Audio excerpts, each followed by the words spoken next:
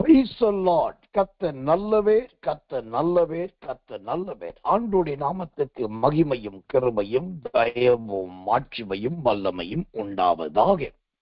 இந்த தினந்தோறும் ஆராதனைக்கு வந்திருக்கிற சிறியோர் பெரியோர் பொதுக பிதாக்கள் எல்லாரையும் மிகுந்த அன்போடும் தேவனுடைய இரக்கங்களை முன்னிட்டும் வாழ்த்துகிறேன், வரவேற்கிறேன். இந்த மாதம் தேவன் நமக்கு அந்த 1 நாளாகமத்தின் புஸ்தகம் 29ஆம் அதிகாரம் 11வது வசனத்தை கொடுத்து, அந்த வசனத்தின்படி இந்த மாதம் ஜெயத்தின் மாதம் என்று ஆண்டவர் நமக்கு திருவுளம் பட்டிருக்கிறார். இது நமக்கு ஜெயத்தின் மாதமாயிருக்கிறது.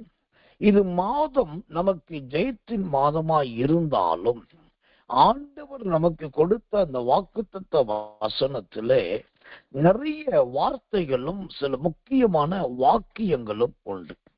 இனி வாசித்து விடுகிறேன். அந்த 1 நாளாகமம் 29ஆம் அதிகாரம் 11வது வசனம்.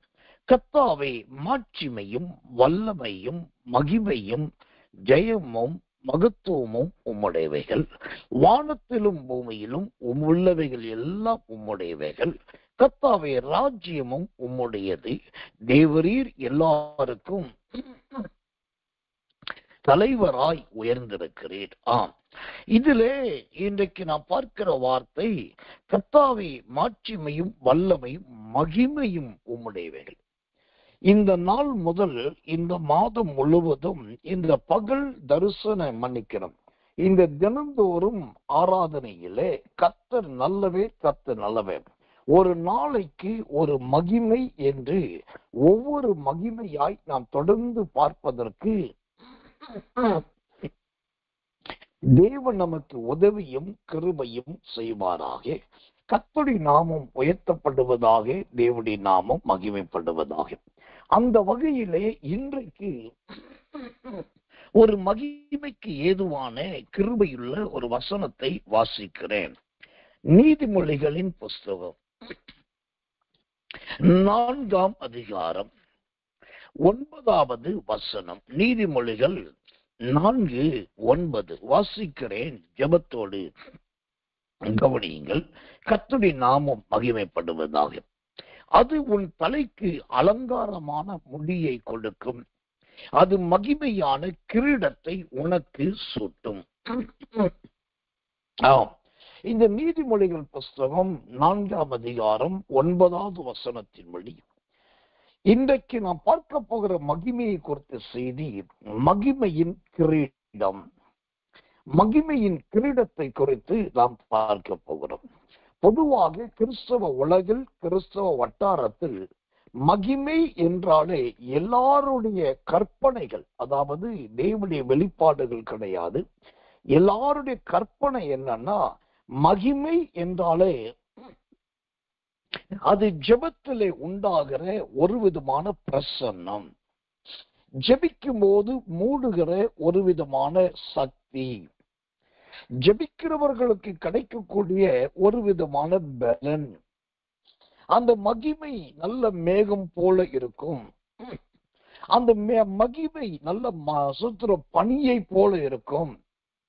அந்த மகிமை வந்துவிட்டா அங்கு எல்லாரும் ஆவியில் நிரம்புவார்கள். அந்த மகிமை வந்து விட்டா எல்லாரும் அந்நிய பாஷை பேசுவாங்க. இதுகளுக்கெல்லாம் பேர் தான் மகிமை என்று நினைக்கிறார்கள். இது எதுவுமே தப்பு என்று நான் சொல்லவில்லை, சொல்ல விரும்பவும் இல்லை. அது ஒரு வகையிலே சரி. ஆனாலும் இது மட்டுமே மகிமை கிடையாது. ஏனென்றால் இந்த நீதிமொழிகள் 4:9 இவ்விதமாய் சொல்கிறது, அது மகிமையான கிரீடத்தை உனக்கு சூட்டும். அப்போ உங்களுக்கு ஒரு மகிமையை சொல்லும் போது, அந்த மகிமையை பரிசுத்த வேதாகமத்தில் ஆவியானவர் தீர்க்கதரிசிகள் மூலமாய் எழுதும் போது ஒரு மகிமையை எதற்கு ஒப்பிட்டு எழுதுகிறார்கள் சொன்னால், கிரீடத்துக்கு ஒப்பிட்டு எழுதுகிறார். மகிமையின் கிரீடத்துக்கு. அப்ப கிரீடம் என்பது மகிமையை குறிக்கிறது, மகிமை என்பது கிரீடம் குறிக்கிறது. இப்போ இந்த கிரீடத்துக்கும் மகிமைக்கும் ஒத்து வருமா? மகிமையை கொண்டு போய் கிரீடத்தோடு இணைக்க முடியுமா? இது இசைந்து வருமான்னு கேட்டா நான் சொல்லவே கண்டிப்பாய் ஒத்து வரும். ஏனென்று சொன்னா கிரீடம் என்பது முதலாவது சாதாரணமான காரியம் கிடையாது. நீங்க ஒரு ஷாப்புக்கு போறீங்க, அங்க வளையல் இருக்கு, கொலுசு இருக்குது, ஜிமிக்கி இருக்குது, மூக்குத்தி இருக்குது, காதுக்குரிய தோடு இருக்குது, நல்ல பொட்டு இருக்குது, நல்ல பவுடர் இருக்குது, நல்ல செயின் இருக்குது, நிறைய பெண்களுடைய அலங்காரத்துக்கான இன்னும் ஏராளமான பொருட்கள் அங்க இருக்கு.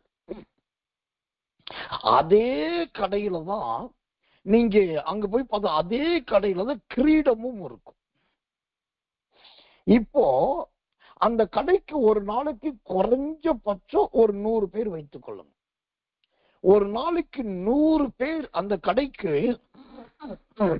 முதிர்ந்த பெண்கள் வருகிறார்கள், இளம் பெண்கள் வருகிறார்கள், வாலிப பிள்ளைகளும் வருகிறார்கள். ஒரு 100 பேர் வந்து போற அந்த கடையில இருக்கிற பொட்டு, ஜிமிக்கி, அப்புறம் கொலுசு, அப்புறம் காது தோடு, மூக்குத்தி, செயின், வளையல், அப்புறம் பவுடரு, அலங்கார பொருட்கள், அப்புறம் பாவடைக்கு தைக்கிற நாடா, சட்டைக்கு வைக்கிற பட்டி, எல்லாம் இதெல்லாமே விற்பனை ஆகுது. ஆனா அதே கடையில கிரீடம் இருக்கு. அந்த கிரீடத்தை யாராவது வாங்குறாங்களோ பார்த்தா 99 பேர் மற்றவைகளை வாங்குவாங்க. யாரோ ஒரே ஒரு நபர் தான் அந்த கிரீடத்தை வாங்குவாங்க. ஏன்னாக்கா கிரீடம் என்பது எல்லாருக்கும் சூட்டப்படுவது கிடையாது, எல்லாருக்கும் அணிவிக்கப்படுவதும் கிடையாது. கிரீடம் என்பது அது விசேஷமானவர்களுக்கு ஒரு காலத்திலே சூட்டப்பட்டது. எப்படி கிரீடம் ஒரு காலத்துல விசேஷமானவர்களுக்கு உயர் பதவியில் உட்காருகிறவர்களுக்கு சூட்டப்படுகிறதோ அதே போலதான் இந்த மகிமையும் விசேஷமான ஒன்று. கிரீடம் என்றாலே அது விசேஷமானது, மகிமையும் விசேஷமானது. இதுல இன்னொரு ரகசியம் இருக்கிறது. இந்த கிரீடத்தை கடையில வாங்கிட்டு போனாலும் மேடையில இருக்கிற எல்லாருக்கும் அந்த கிரீடத்தை சூட்ட மாட்டாங்க. மேடையில படித்த பட்டதாரிகள் இருப்பாங்க, நல்ல அரசாங்க உத்தியோகஸ்தர் இருப்பாங்க, அழைக்கப்பட்ட விசேஷ விருந்தாளி இருப்பாங்க, அப்புறம் மரியாதைக்குரியவர்கள் நிறைய பேர் இருப்பாங்க. எல்லாருக்கும் இந்த கிரீடம் சூட்டப்படாது. அதுலயே அந்த மேடையில அவ்வளவு உயர்ந்தவர்கள், சிறந்தவர்கள், கல்விமான்கள், பட்டதாரிகள், பெயர் பெற்றவர்கள், புகழ் பெற்றவர்கள், அரசு அதிகாரிகள், சுதந்திரம் உன்னதமான தேவ மனிதர்கள் இத்தனை பேர் இருந்தாலும் அந்த மேடையில குறிப்பிட்ட அழைக்கப்பட்ட ஜனங்களாலும் மற்றவர்களால் தேர்ந்தெடுக்கப்பட்ட ஒருவருக்கு மட்டும்தான் அந்த கிரீடம் சூட்டப்படும். அதே போலதான் இந்த மகிமையும் எல்லாருக்கும் கிடைப்பது கிடையாது. வேதத்திலே எல்லாரும் மகிமையில் நிரம்புனாங்களா? கிடையாது. வேதத்துல முத உண்மையான மகிமையிலே ரொம்ப அதிகமா நிரம்புனது யாருனாக்கா சோதரம் மோசே என்கிற அற்புதமான தீர்க்கதரிசியும் மெய்ப்பனுமான மனுஷன். அந்த மனிதர் தான் கிட்டத்தட்ட 40 நாட்கள்ல எத்தனையோ நாள் மகிமைக்கு உள்ளேயே இருந்தார். அதுக்கப்புறம் இந்த மகிமை யாரை நிரப்பினது? சாலமோன் ஜெபம் பண்ணும் போது தேவனுடைய ஆலயத்தை நிரப்பினது எல்லாரும் சொல்றாங்க, பைபிளும் சொல்லுது. அப்ப சாலமோனையும் அந்த மகிமை நிரப்பினது. அதுக்கப்புறம் அந்த மகிமை எங்க வந்து நிரப்பினது அப்படின்னா, நீங்க எஸ்ராவின் புஸ்தகத்தை வாசி பார்த்தீங்கன்னா அங்கு தேவனுடைய ஆலயத்தை பிரதிஷ்டை பண்ணும் போது ஜனங்க கீமூச்சு மேமூச்சு வாங்க கதறி கத்தி அழுகுறாங்க. நாங்கெல்லாம் சர்ச்சு கட்டுவோம் நினைக்கல, இந்த சர்ச்சை பிரதிஷ்டை பண்ணுவோம் நினைக்கல, எங்க கண்ணுக்கு முன்னாடி ஒரு சபை எழும்பி நிற்கும் நினைக்கவே இல்லை. ஆனா ஆண்டவரே, நாங்க உயிரோடு இருக்கும் போதே எங்க கண்ணு பார்க்க ஒரு ஆலயத்தை பிரதிஷ்டை பண்ணுகிறேன்னு சொல்லி ஜனங்க மிகவும் அழுதாக அந்த இடத்தை மகிமை நிறைச்சது. அதுக்கப்புறம் இந்த மகிமை எங்க நிரப்பினது? ஏசாயாவின் புஸ்தகம் 6ஆம் அதிகாரத்துல உசியா ராஜா செத்ததுக்கு அப்புறம் இங்க மகிமை நிரப்பினது. அதுக்கப்புறம் இந்த மகிமை எங்க நிரப்புனது? கர்த்தர் நல்லவே அப்போஸ்தலர் நடபடிகள் 2ஆம் அதிகாரத்துல பெந்தேகோஸ்தே நாளிலே 120 பேரை நிரப்பினது. அதுக்கப்புறம் இந்த மகிமை அதிகமா நிரப்புனது எங்க அப்படின்னா வெளிப்படுத்தின விசேஷத்துல பத்மு தீவு யோவானுக்கு. இப்ப கவனிக்கணும், மகிமையின் கிரீடம், இதைத்தான் இன்னைக்கு நம்ம பார்க்கிறோம். அப்ப கிரீடம் என்றால் மகிமை, மகிமை என்றால் கிரீடம். அப்ப மகிமை என்பதை நான் சொன்ன நபர்கள்லாம் யோசிங்க. நம்பர் 1 மோசே, நம்பர் 2 சாலமோன், நம்பர் 3 எஸ்ரா, நம்பர் 4 சோதர ஏசாயா, நம்பர் 5 கர்த்தர் நல்லவர் அப்போஸ்தலர் நடபடிகள், நம்பர் 6 பத்மு தீவு யோவான். இந்த நபர்கள்லாம் பாருங்க, இவங்க எல்லாருமே தேவனால் தேர்ந்தெடுக்கப்பட்ட விசேஷமானவர்களா இருக்கிறாங்க. அப்போ மகிமை எல்லாருக்கும் உரியது கிடையாது, அது விசேஷமானவர்களுக்கு மட்டுமே. ஆனா பிரசன்னம் என்கிற ஒன்று இருக்கிறது. அந்த பிரசன்னம் இருக்கு பாருங்க, அந்த பிரசன்னம் எல்லாருக்கும் கிடைக்கும். இப்போ மகிமை என்றால் வேறு, பிரசன்னம் என்றால் வேறு. மகிமை என்றால் என்ன, பிரசன்னம் என்றால் என்ன?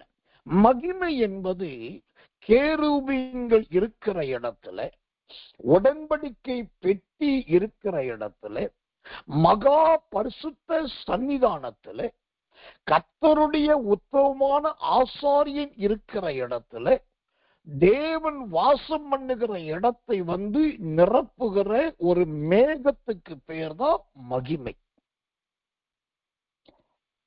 அப்ப பிரசன்னம் என்றால் என்னன்னா, ஒரு நெருப்பு ஒரு இடத்துல பயங்கரமா அடிக்குது, எரியுது.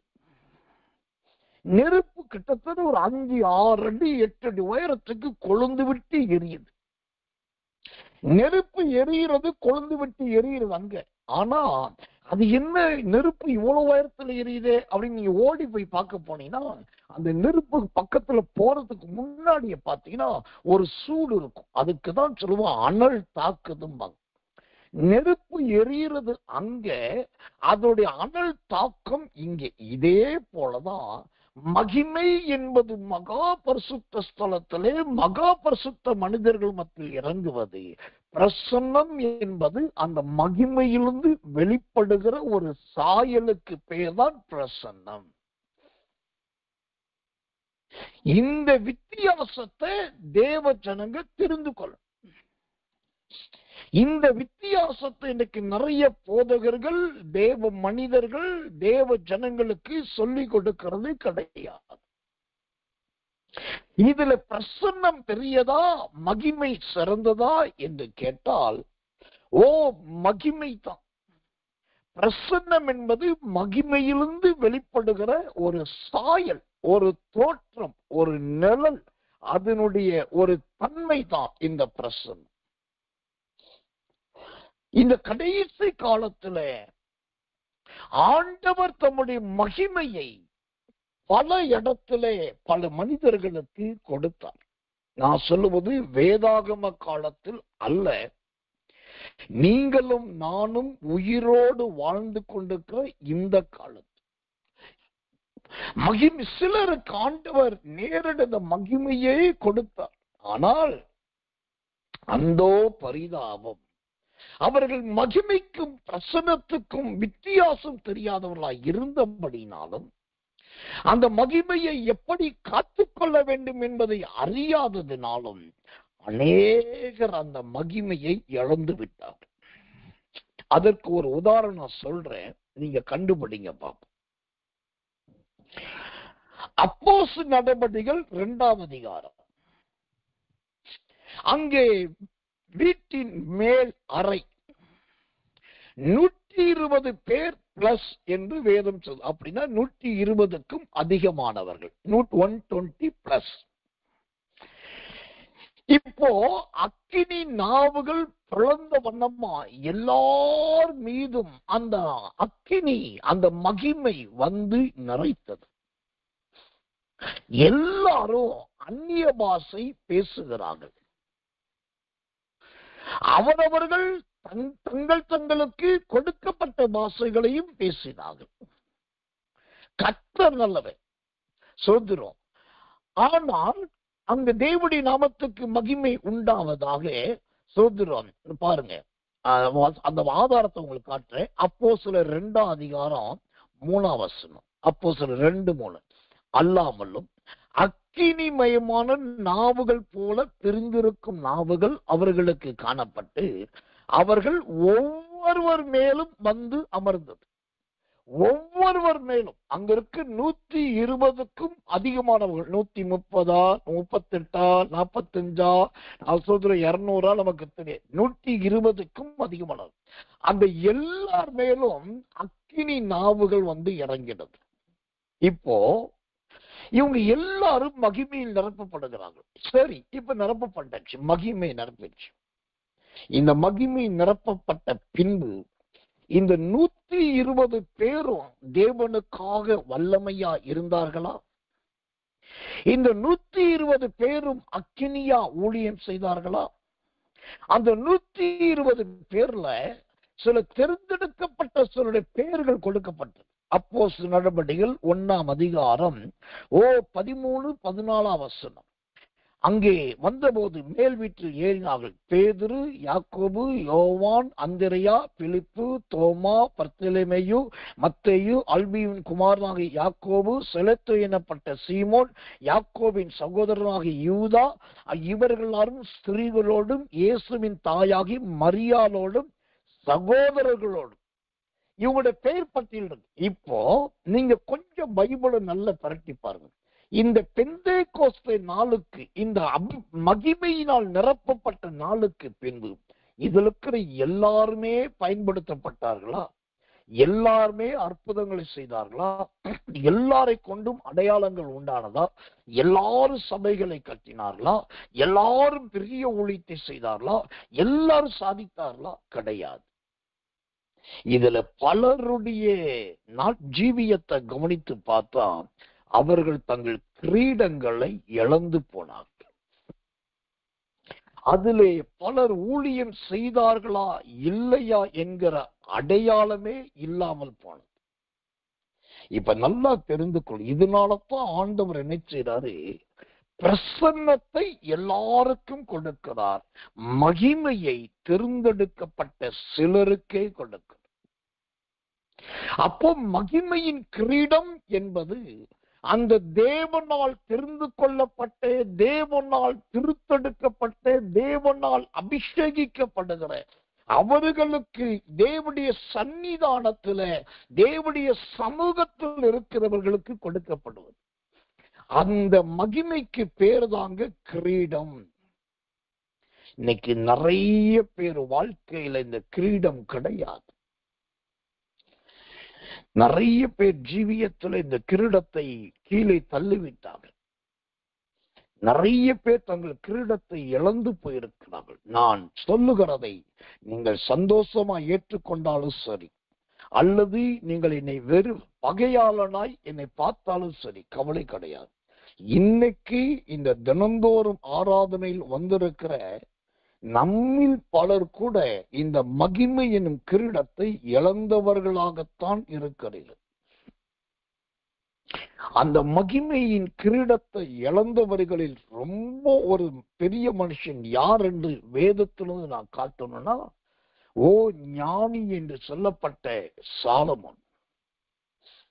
கர்த்தர் நல்லவன். அந்த சாலமோன், இந்த சாலமோன் சாதாரணமான ஒரு மனுஷன் கிடையாது. 1000க்கும் அதிகமான நீதிமொழிகளை எழுதினவன். கர்த்தருடைய நாமத்துக்கு மகிமையும் கிருபையும் தயவும் உண்டாவதாக. 1000க்கும் அதிகமான நீதிமொழிகள், அதாவது 1 ராஜாக்கள் 4:32 சொல்கிறது.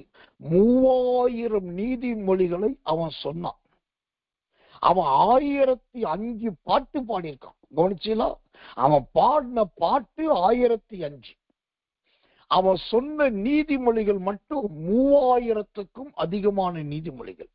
இவ்வளவு 3000 நீதிமொழிகள் சொன்னவன் 1005 பாடல்களை பாடின அந்த சாலமோன், அந்த ராஜா, அவன் ஜெபித்த போதுதான் ஆலயத்திலே ஆசாரியர்கள் ஊழியம் செய்யக்கூடாதபடிக்கு மகிமை இறங்கினது.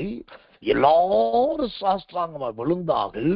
அவ்வளவு நல்ல மகிமையை இந்த சாலமோன் இழந்து விட்டான். அந்த மகிமையை என்றைக்கு இழந்தானோ அன்றைக்கு அவன் கிரீடம் இழக்கப்பட்டது. அந்த கிரீடம் இழந்ததுனாலதான் அவன் ராஜ்யம் என்கிற ஆளுகையையும் இழந்தான். எனக்கன்பான தேவ பிள்ளைகளே, அந்த மகிமை அது விசேஷமானவர்களுக்கு. ஆனா பிரசன்னம் கூட்டத்தில் வருகிற எல்லாருக்கும் அந்த மகிமையிலிருந்து உண்டாகிற வெளிச்சம், அந்த மகிமையிலிருந்து உண்டாகிற சாயல், அந்த மகிமையிலிருந்து உண்டாகிற மின்னல், அந்த மகிமையிலிருந்து உண்டாகிற இடி, அந்த மகிமையிலிருந்து உண்டாகிற தோட்டம், அந்த மகிமையிலிருந்து உண்டாகிற பிரகாசம், அந்த மகிமையில் உண்டாகிற தேவனுடைய சத்தம், அந்த மகிமையில் உண்டாகிற ஒரு அதிர்ச்சி, மகிமையில் உண்டாகிற ஒரு விதமான தெய்வீக பயம், இது எல்லாமே ஜனங்களுக்கு சொந்தம். ஆனா மகிமை என்பது தேவனுக்கும் தேவனோடு நடக்கிறவர்களுக்கு மட்டுமே சொந்தம். இது கொஞ்சம் கடினமான செய்தி தான். ஏன்னா எல்லா ஊழியக்காரர் சொல்றாங்க, இதோ டிங்கரபக்கரபத்தரா, இதோ மகிமை நிறத்து, இதோ அங்கரபக்கர அந்தரா, இதோ மகிமை உள்ளுக்குள்ள இறங்குது, இதோ சியாமன்னா கந்தியாக்கரா, உன் வீடு மகிமையினால சூழப்படுது, எல்லாரும் சொல்றாங்க. அப்படி அந்த மகிமை நிரப்பி இருக்கு, அப்படி அந்த மகிமை இறங்கி இருக்கு, அப்படி அந்த மகிமை வீட்டை நிரப்பி இருந்தா வீட்டுக்குள்ள இருக்கிற எல்லாருமே ஆசாரியர்களும் லேவியர்களுமா மாறி இருக்கணும். ஆனா நடக்கிறது என்ன? அங்கு பிரசன்னம் போய் நடப்பது. ஒரு ஊழியக்காரன் சொல்லியாச்சு, ஒரு பரிசுத்தவா பலிபீடத்திலிருந்து வார்த்தை அறிக்கையிட்டாச்சு. அந்த ஊழியக்காரன், இந்த ஊழியக்கார சகோதரி அல்லது ஒரு பரிசுத்தவா சொன்னதுனால ஆண்டவர் பிரசன்னத்தை அனுப்புவார். ஆனால் இந்த பிரசன்னத்தை விட அந்த மகிமையை பெற்றவருடைய ஜீவியத்தை பார்த்தீங்கன்னா அதுதான் எண்ணி பார்க்க முடியாத அதிசயமா இருக்கு. எனக்கு நல்ல ஞாபகம் இருக்கு. நான் சொல்றது உதாரணம் ஒருவேளை பெருமையா இருக்கும், பெருமையான உதாரணம்னா கர்த்தர் மன்னிக்கணும். நான் சொல்றதே தாழ்மையோட தான் சொல்றேன். போன வருஷம் இல்லாட்டி அதுக்கு முந்தின வருஷம் நினைக்கிறேன், ஏலக்கலைமை போன்ற பழைய அருமையான தெய்வ பிள்ளைகளுக்கு சாலபதிகளுக்கு கேட்டா தெரியும். நம்ம ஊழியத்துல அடிக்கடி தீர்க்க தரிசன நாள் என்று ஒன்றை நியமிப்போம். அப்போ 13 விதமான கிளை ஊழியங்கள் நம்மகிட்ட ஆன்லைன் முறையில 13 கிளை ஊழியங்கள் இருந்தது. அடிக்கடி ஒவ்வொரு ஊழியத்துக்கு ஸ்பெஷல் மீட்டிங் வைப்போம். டெய்லி நடக்கிற மீட்டிங்ஸ்ல ஸ்பெஷல் மீட்டிங்ஸ் வைப்போம். அதுல குறிப்பா தீர்க்க தரிசன நாள் என்று ஒன்று வைப்போம். அந்த தீர்க்க தரிசன நாள் நியமிக்கப்பட்டு நேரம் சொல்லப்பட்டு இந்த நேரத்திலிருந்து அறிவை சொல்லப்படும் சொன்ன உடனே கரெக்டா ஜனங்க வந்து குமிய ஆரம்பிப்பாங்க. என்னைக்கு இல்லாதவங்கள குமிவாங்க. காலையில ஒரு உதாரணத்துக்கு 9 மணிக்கு தீர்க்க தரிசனம் சொல்ல ஆரம்பிச்சா அது சாயங்காலம் 3 மணி 4 மணி 4:30 மணி 5 5:30 வரைக்கும். எனக்கு தெரிஞ்சு என்னுடைய சுய நல்ல நினைவின்படி ஒரு நாள் தீர்க்க தரிசனம் 5:30 மணி நேரம் நான் ஸ்டாப்பா. தண்ணி குடிக்கல, ரெஸ்ட் ரூம் போகல, எந்த கேப் கிடையாது, ஒரு பாட்டு கிடையாது, ஒரு ஸ்தோத்திரம் கிடையாது, வேற வசன வாசிப்பு கிடையாது, எதுவுமே கிடையாது. ஒன்லி நான் ஸ்டாப்பா கண்டினியூவா 5.5 ஹவர்ஸ்க்கு அதிகமா 5:30 மணி நேரத்துக்கு மேல தீர்க்க தரிசனம் சொல்லிக்கொண்டே இருந்த ஜனங்களுக்கு. எல்லாருக்கும் தீர்க்க தரிசனம் சொல்லி அதை ரெக்கார்ட் பண்ணப்பட்டு அதை ஜெபித்து கடைசியா அந்த தீர்க்க சொல்லி முடிச்ச உடனே இறுதியில ஒரு ஜெபம் பண்ணி முடிச்சு முடிச்சுட்டு அது என்னுடைய சோத்திர பர்சனல் பிரேயர் ரூம். அந்த அந்த 5.5 மணி நேரம் அந்த தேவனுடைய மகிமையில அப்படியே நிறைந்து சூழ்ந்து காணப்பட்டேன்னா ஆமேன்னு சொல்லிட்டு எந்திரிக்கிற வயிறெல்லாம் எரியுது, பெருங்குடல் முழுங்குது. ஏன்னா காலையிலேயே சாப்பிடல. நான் ஸ்டாப்பா 5.5 மணி நேரம் ஆவில நிரம்பி கட்சிக்கிற சிங்கம் போல தீர்க்க தரிசனம் சொல்லப்பட்டிருக்கு. வயிறெல்லாம் பிடிக்குது, எரியுது. அப்ப நான் பாக்குறேன், சரி இப்படியே சாப்பிட போயிடலாம், கடையில போய் சாப்பிடலாம். ஏன்னா அன்னைக்கு எனக்கு ஆகாரத்துக்குலாம் வழியே கிடையாது, ஹோட்டல் தான் போனோம். அப்போ எனக்கு பயம். இந்த ஒரு பக்கம் தேவனுடைய மகிமையில் சொல்லப்பட்டிருக்கும், மறுபக்கம் சரீரம் பயங்கர பலவீனம், இப்படியே போனா கீழே விழுந்துட்டேன். அப்படி சொல்லும் போது அந்த ட்ரெஸ்ஸை கலட்ட போனேன்னா அப்படியே மனம் உடைஞ்சி 2 கைய தூக்கி ஆண்டவர்கிட்ட ஸ்தோத்திரம். ஆண்டவர், இவ்வளவு நேரம் உங்களோட மகிமையினால் என்னை நிறைச்சி, இவ்வளவு நேரம் உங்களோட வார்த்தைகள், நான் ஒரு பிடிக்காதவன், எனக்கு நல்ல எஜுகேஷன் நாலேஜ் கிடையாது, நல்ல ஜெனரல் நாலேஜ் கிடையாது, நான் பெரிய சோத்திரம் பவர் உள்ளவன் இல்லை. ஆனா என்னை கொண்டு 5.5 மணி நேரம் சொல்ல வச்சிரேன். ஆனா இப்போதோ நான் இவ்வளவு பலவீனமாய் காணப்படுகிறேன், தயவாய் என்னை பலப்படுத்தி சொல்லி கண்கள்ல கண்ணீரோடு, பசியின் மிகுதியினால் கண்ணீரோடு கையை தூக்கி சோதரமா அந்த நின்றுட்டு ஸ்தோத்திரம் பண்ண பாருங்க. பயங்கரமான ஒரு மகிமை வந்து நிறைத்தது, என்னை தூக்கி எறிந்தது. எரிந்தாக்கா என் ரூம்ல இருக்க அந்த கட்டில்ல போய் குறுக்கு வாக்குல 2 கைய 2 காலை அப்படியே முகம் குப்புற சரித்தவனா முகம் குப்புற கம்மாந்து போய் விழுந்துட்டேன். அது வந்து தூக்கி எறிந்தது. அப்படி முகம் குப்புற கட்டில்ல விழுந்ததுதான் தாமதம். அதுக்கப்புறம் ஒரு 2 மணி நேரம், கிட்டத்தட்ட ஒரு 6 மணிக்கு விழுந்தோன்னா ஒரு 7:30 8 மணி வரைக்கும் திரும்பவும் கிடக்குறா. அப்படி அதுக்கப்புறம் தான் எந்திருக்கிறேன். எனக்கு பசியும் இல்லை, ரொம்ப பலவீனமும் இல்லை.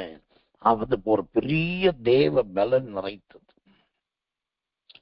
அப்ப ஏன் சொல்றேன்னா, மகிமையின் கிரீடம். மகிமைன்றத இன்றைக்கு விளையாட்டுத்தனமா நிறைய பேர் பயன்படுத்திட்டு இருக்காங்க. சில பிரசங்கம் பண்ணும் போது இடது கையில மைக்க பிடிச்சு விட்டு வலது காலை தூக்கி தொடைய காட்டி தொடையில அடிச்சு சொல்றாங்க. நான் சொல்றேன் மகிமை ஒண்ணு நிரப்பும். அவங்க எல்லாம் பார்த்தா எனக்கு வயிறு எரியுது. உன் தொடைக்கு கொண்டு போய் மகிமையை சேர்க்கிறிய, மகிமையை கொண்டு போய் தொடையில அடிச்சு காட்டுறிய, இது எவ்வளவு அபத்தம். நான் இன்னைக்கு ஜெபிக்க போறேன், நீங்க எல்லாரும் மகிமையில் நிரப்பப்பட போறீங்கன்னு சொல்லி ஏதோ சொல்லுகிறார்கள்.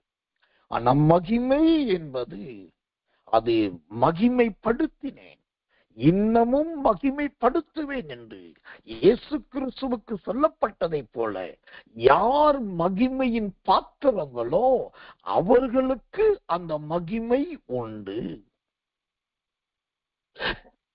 அந்த மகிமைக்கு பெயர்தான் கிரீடம் என்று அர்த்தம். அந்த மகிமைக்கு பெயர்தான் கிரீடம். அந்த மகிமையே தேவனிடத்தில் வரக்கூடியது.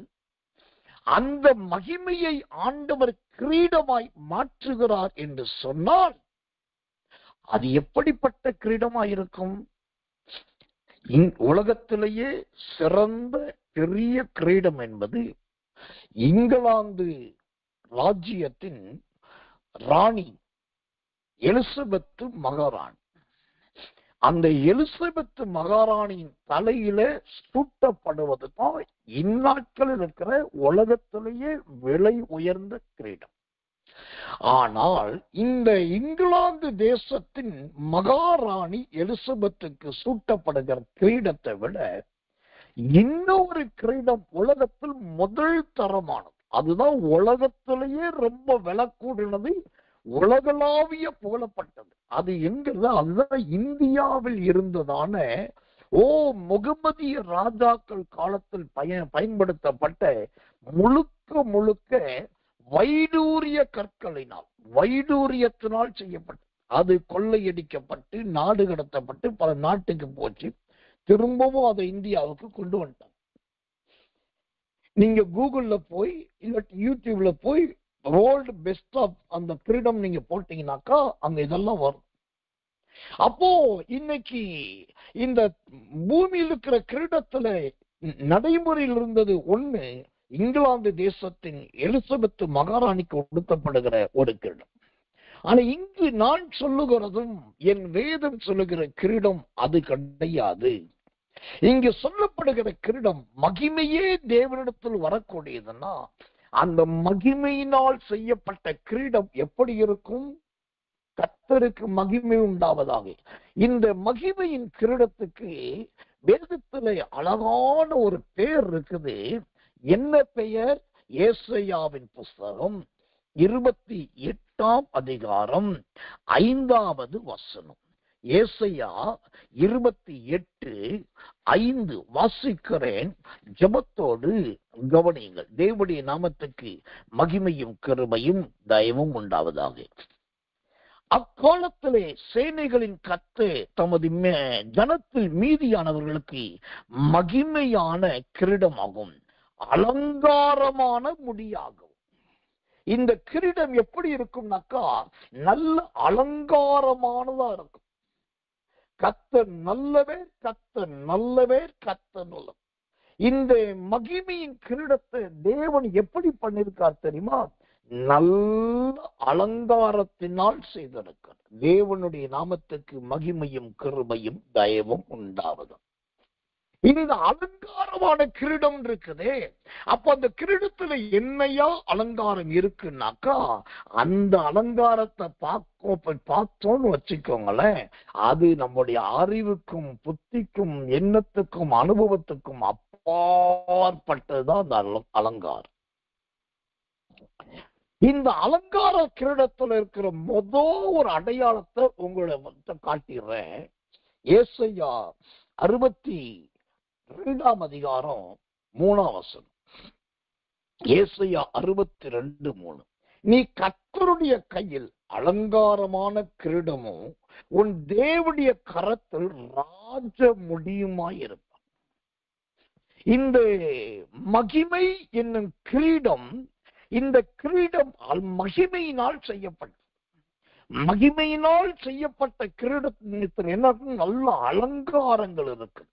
அந்த அலங்காரங்கள்ல எதை வச்சு அலங்காரம் பண்ணிருக்காருன்னா அந்த கிரீடத்தின் அலங்காரத்துக்கு ஆண்டவர் வச்சிருக்கிற அடையாளமே இந்த கர்த்தருடைய கையே அந்த கிரீடத்துல அலங்காரமா வச்சிருக்காரு. அல்லேலூயா.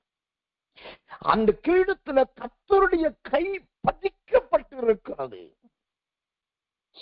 கர்த்தருடைய கை அந்த மகிமை என்னும் கிரீடத்துல பொறிக்கப்பட்டிருக்கிறது. ஆனா இது கிரீடத்தில் வைக்கப்பட்ட கை என்பது புரியாம இன்னைக்கு மேல சட்டையும் இல்லாம துணியும் இல்லாம மேலோட்டம் அந்த வசனத்தை எல்லாரிடம் சொல்றாங்க. நீ கர்த்தருடைய கையில் அலங்காரமும் தேவனுடைய கரத்தில் ராஜ்ய முடியுமா இருப்பான்னு சொல்லி பலர் சொல்லிட்டு போறாங்க. ஆனா இங்க சொல்லப்படுகிற அந்த அலங்காரமே அது கர்த்தருடைய கையின் அலங்காரம். இது ஆண்டவர் மகிமையினால் செய்த ஒரு கிரீடத்தில் இருக்க வைக்கிற ஒரு அடையாளத்தின் கரம். அப்ப அந்த மகிமையின் கிரீடம் அலங்காரத்தினால் வடிவமைக்கப்பட்டது. அந்த அலங்காரத்தின் முதல் அடையாளமே அங்கு கர்த்தருடைய கரமாய் இருக்கிறது. தேவனுடைய நாமத்துக்கு மகிமையும் கிருபையும் தயவும் உண்டாவதாம். இந்த கர்த்தருடைய கை அதுல இருக்குது. இரண்டாவது, கர்த்தருடைய நாமத்துக்கு மகிமை உண்டாவதாக. இந்த அலங்காரமான கிரீடத்திலே அடுத்தது என்னங்க இருக்குது? அந்த கிரீடத்தின் அலங்காரமா வேறு எது இருக்குன்னாக்கா கர்த்தர் நல்லவர், கர்த்தர் நல்லவர். ஏசாயாவின் புஸ்தகம் 4ஆம் அதிகாரம் 2ஆம் வசனம். ஏசாயா 4:2. இஸ்ரவேலில் தப்பினவர்களுக்கு அந்நாளில் கர்த்தரின் கிளை அலங்காரமும் மகிமையுமாய் இருக்கும், பூமியின் கனி அவர்களுக்கு சிறப்பும் அலங்காரமாய் இருக்கும். இந்த மகிமை என்னும் கிரீடத்தில் இருக்கிற அலங்காரத்துக்கு முதல் அலங்காரம் கர்த்தருடைய கை அதுல இருக்கும். இரண்டாவது என்ன இருக்கும்? அழகான ஒரு கிளை இருக்கும். அருமே. நல்ல ஒரு கிளை, ஜோடிக்கப்பட்டதாய், வர்ணிக்கப்பட்டதாய், வளைவு நெளிவு உள்ளதாய் அருமையான கிளை ஒன்று அந்த கிரீடத்தில் இருக்கும். அதுக்கப்புறம் அந்த கிரீடத்தை தூக்கி அந்த கிளைய நீங்க நல்லா கொஞ்சம் உத்து பார்த்தீங்கன்னு வச்சுக்கோங்களேன், அந்த கிளைக்கு உள்ள அருமையான ஒரு கனி இருக்கும். ஆமென். கனிகள் என்று சொல்லப்படல, கனி என்று சொல்லப்படும். அதன் நல்ல முதல் கவனி. கனிகள் கிடையாது, கனி. இப்போ மகிமையின் கிரீடம் என்பது அலங்காரமான கிரீடம். அலங்காரத்துக்கு பயன்படுத்தப்பட்ட பொருட்கள், முதலாவது கர்த்தருடைய கரம், இரண்டாவது அழகிய கிளை, மூணாவது அந்த கிளைக்கு உள்ள ஒரு கனி. அந்த கிளை என்பது ஒருவரே தேவன் என்பதை காண்பிக்கிறது.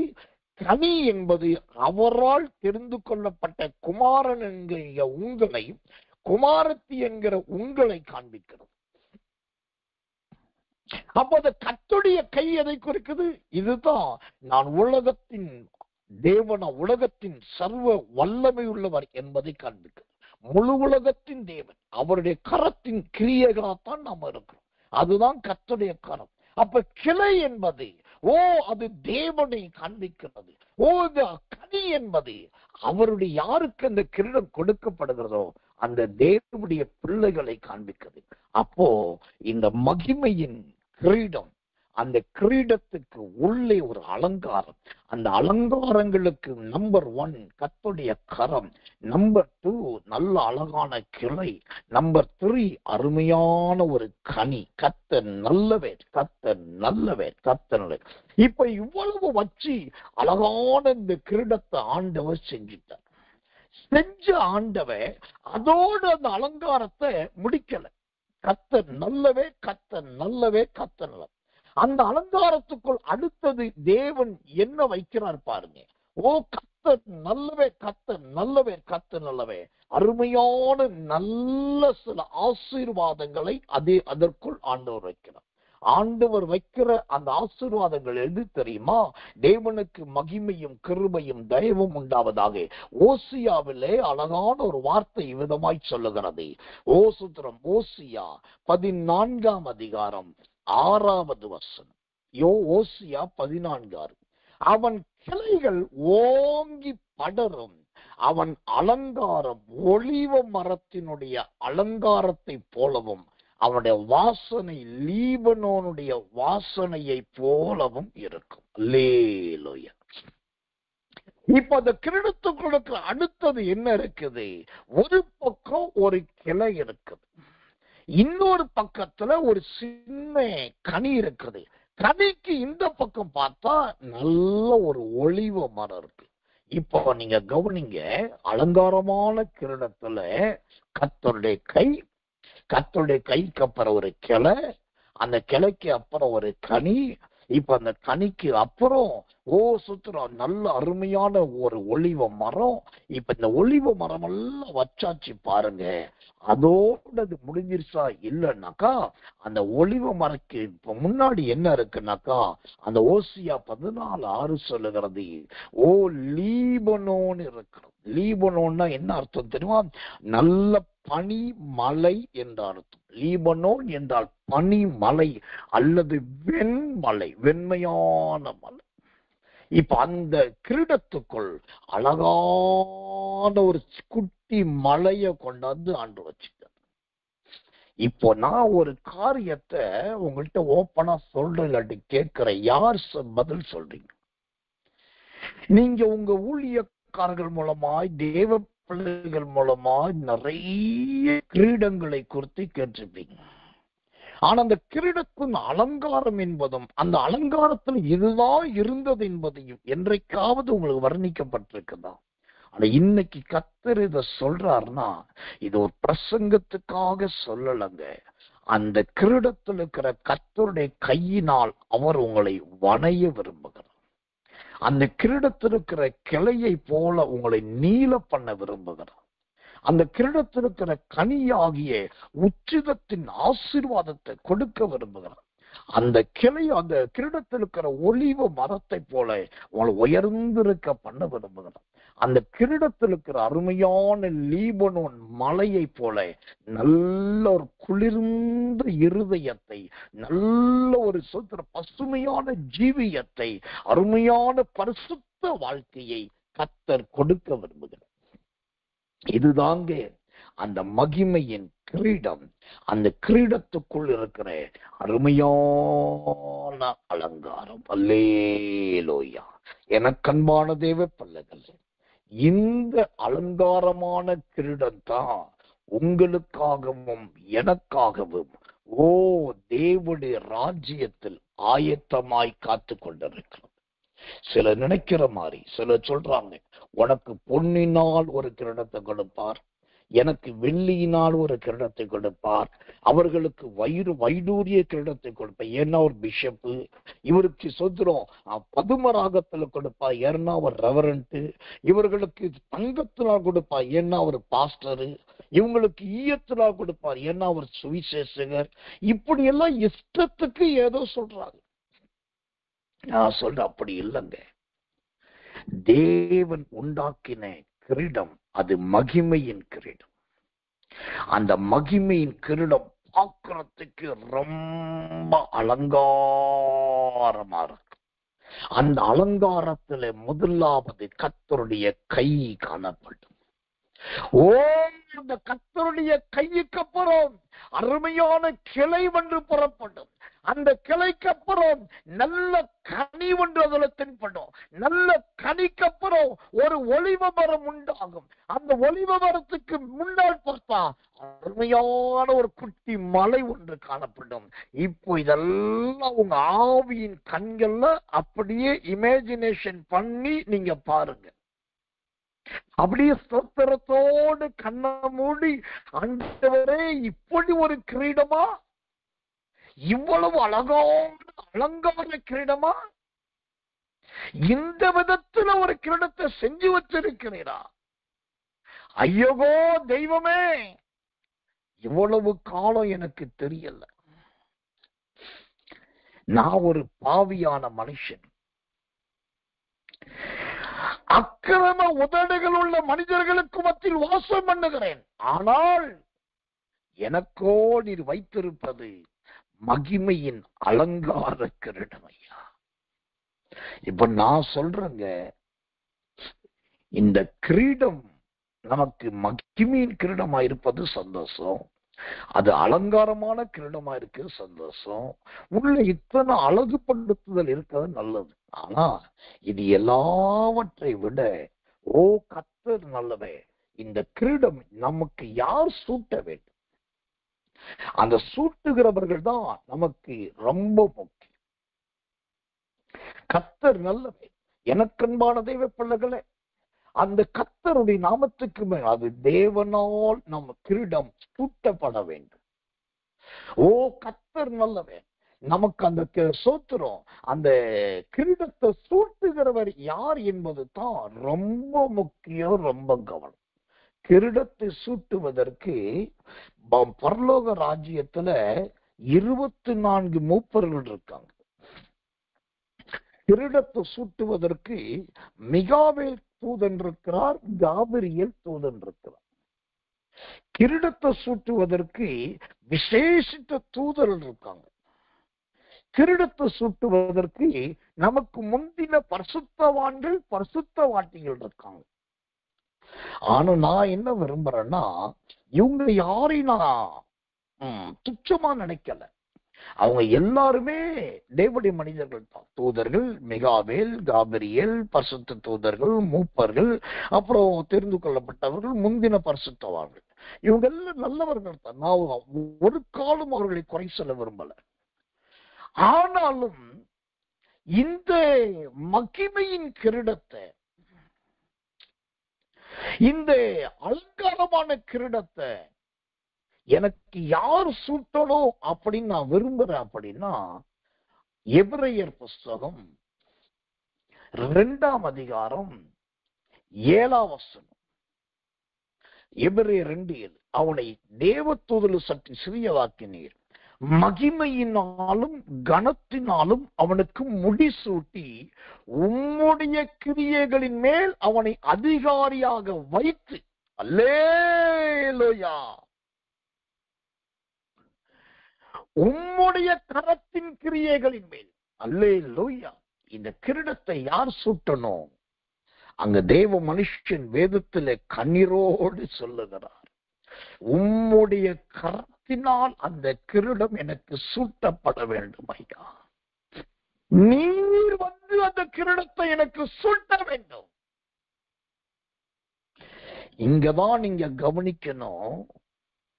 அந்த வேத பக்தன் சொல்லும் போது, உம்முடைய கரத்தினால் எனக்கு கிரீடம் சூட்டணும்னு ஏன் கேட்கிறான்னாக்கா, தேவதூதன் வந்து சூட்டி இருந்தா தேவதூதனை போலவே மனுஷரை பார்க்கலும் சூத்திரம் அந்த தேவதூதன் சற்று சிறியவனானது போல நாமும் சிறியவனாயிருப்போம்.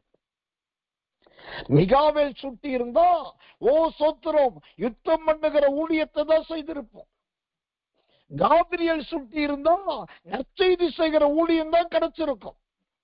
மூப்பர்கள் சுட்டி இருந்தா சேனைகளின் கத்தை பரிசுத்த பரிசுத்த பரிசுத்தர்னு முகங்குப்பதை விழுந்து கும்புறது மட்டும்தான் கிடைச்சிருக்கும். ஆதி முற்பிதாக்கள் வந்து சுட்டி இருந்தா அவங்களுக்கு கிடைச்ச அதே தயை தான் கிடைச்சிருக்கும். ஆனா இந்த தேவ மனுஷன் பக்தன் சொல்லுகிறார், எபிரேயர் 2:7, உம்முடைய கரத்தின் கிரியைகளின்படி நீர் எனக்கு உம்முடைய அந்த கிரீடத்தை எனக்கு சூட்டினால் என்னை நீ அதிகாரியாக வைத்து சகலத்தையும் என் பாதங்களுக்கு கீழ்ப்படுத்தி விடுவீர். அல்லேலூயா. இயேசு வந்து அந்த கிரீடத்தை நமக்கு சூட்டுனான்னு வச்சுக்கோங்களேன், பரலோகத்திலும் நாம் அதிகாரியாயிருப்போம். பரலோகத்திலும் சகல அதிகாரமும், தூதர்கள் மீது அதிகாரம், மூப்பர்கள் மீது அதிகாரம், குழந்தைகள் மீது அதிகாரம், ஆதி பரிசுத்தவான்கள் மீது அதிகாரம் என்று அங்கேயும் ஒரு அதிகாரம் கிடைக்கும். அப்போ ஒன்று மகிமையினால் நிரப்பப்படுவது நல்லது, இரண்டாவது மகிமையின் கிரீடமாய் மாறுவது நல்லது, மூன்றாவது மகிமையின் கிரீடம் என்பது அலங்காரமான கிரீடமாய் மாறுவது நல்லது. அலங்காரமான கிரீடம் என்பது கர்த்தருடைய கை, நல்ல கிளை, நல்ல கனி, நல்ல ஒலிவ மரம், நல்ல லீபனோன் மலை, இந்த 5 அலங்காரங்கள் அந்த கிரீடத்தில் வைக்கப்படுவது நல்லது. இதெல்லாவற்றை விட சிறந்தது இந்த அலங்காரமான கிரீடத்தை சூட்டுகிறவர் யார் என்பதுதான் முக்கியம். இதனாலதான் நான் நம்முடைய ஜனங்களுக்கு முன்பு பல முறை சொல்லி கொடுத்திருக்கேன், நீங்க யார் கையினாலும் ஞானஸ்நானம் வாங்குறீங்கன்றது ரொம்ப முக்கியம். நீங்க ஞானஸ்நானம் எடுக்கிறது ஒண்ணு பெரிய மலை கிடையாது. ஆனா ஞானஸ்நானம் கொடுக்கிறது யாரு? நல்ல வேத அறிஞனா இருக்கணும், நல்ல ஜெப வீரனா இருக்கணும்,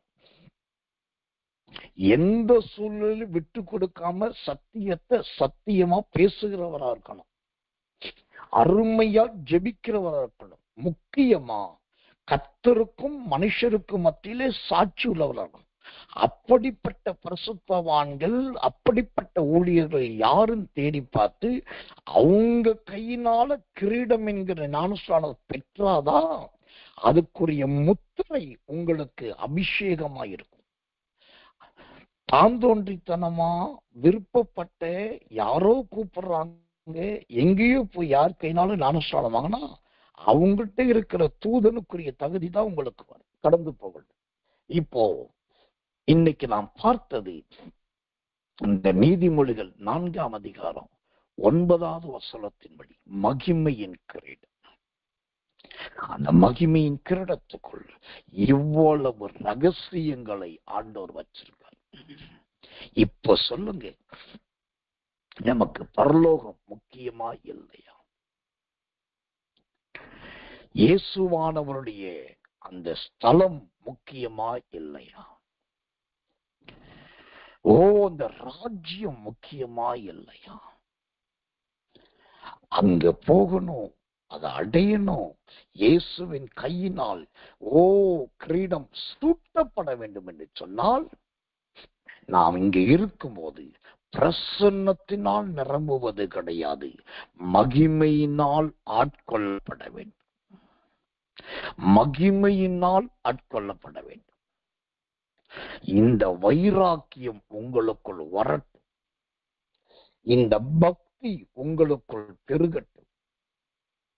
இந்த நல்ல ஏக்கம் உங்களுக்குள் கடந்து வரட்டும்.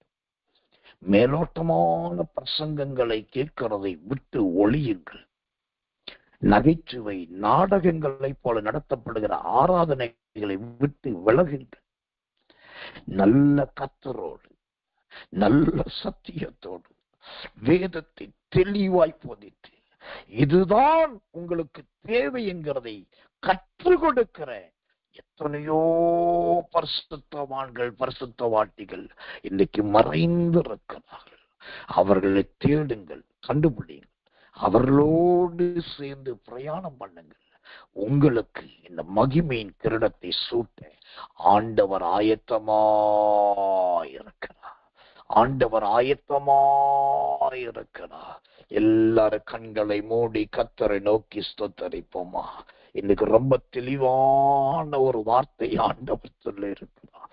மகிமையின் கிரீடம், மகிமையின் கிரீடம். ஆமென்.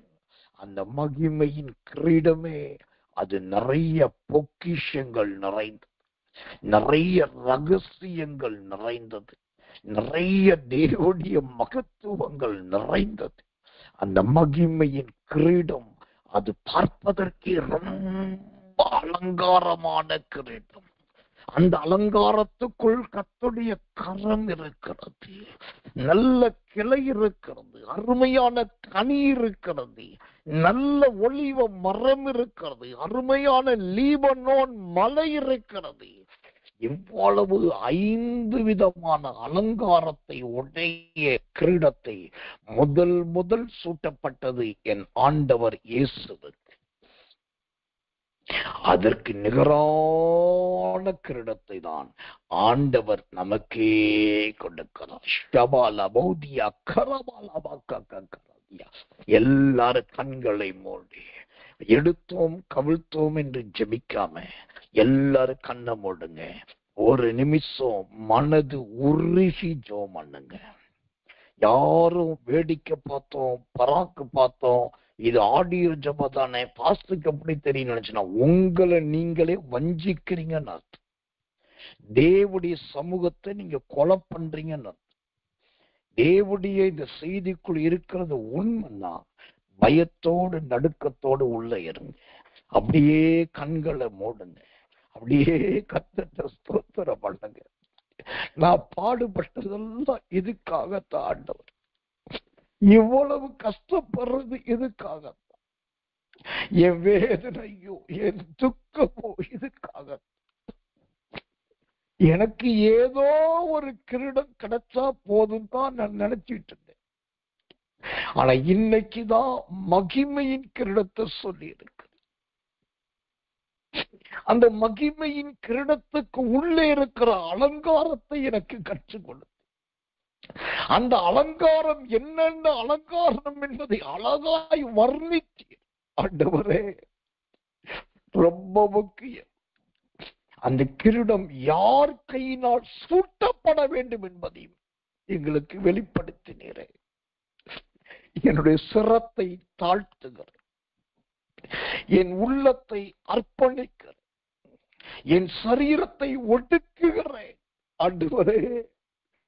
அந்த மகிமையின் கிரீடம், அந்த அலங்கார கிரீடம் இயேசுவின் நாமத்தில் எனக்காக நீர் வைத்திருக்கிறதுக்காக ஸ்தோத்திரம்.